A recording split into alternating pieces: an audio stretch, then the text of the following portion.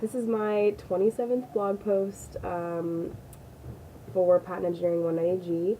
I just wanted to talk a little bit about another, like a silly patent. We talked a lot in class about them, and so I looked some up on freepatentsonline.com and found a long list of them.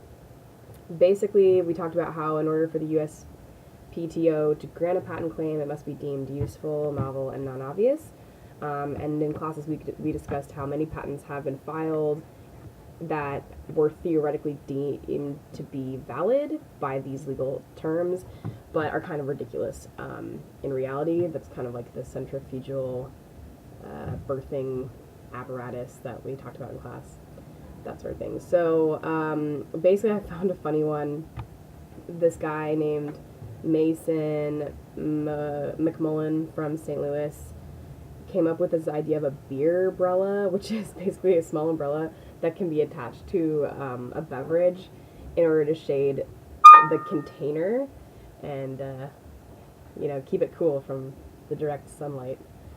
So it kind of goes into specifically what it is. I talk about that more on my the blog post where I wrote about it, but basically it's kind of a funny patent, and I just wanted to go through why it's deemed valid even though it's a little bit ridiculous. So it is useful technically, like it can be used, even though I probably wouldn't use it, like because you could put it in an ice chest or put it in a shade elsewhere.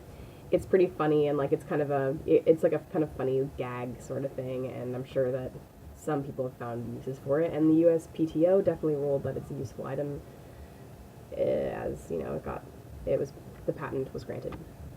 Non-obvious, that basically means that anyone else with the same skills in the area could not have come up with this idea. So I mean, I think that's a little bit debatable. I mean, I guess someone could have come up with that idea, but I don't think it's very ingenious. But it's definitely, it was deemed to be non-obvious. So yeah, lucky for the guy who got it.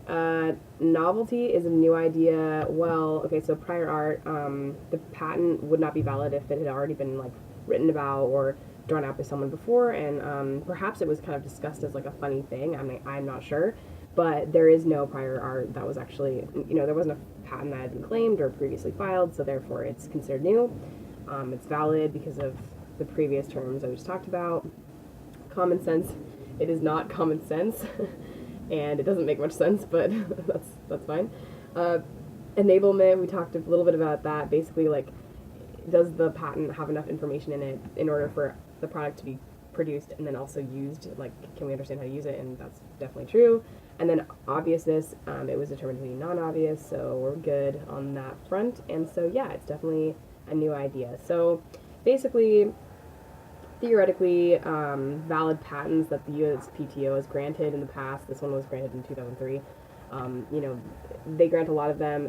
Some of them are really silly, but this one I'm sure some people have found uses for, just kind of silly nonetheless. Thanks for listening.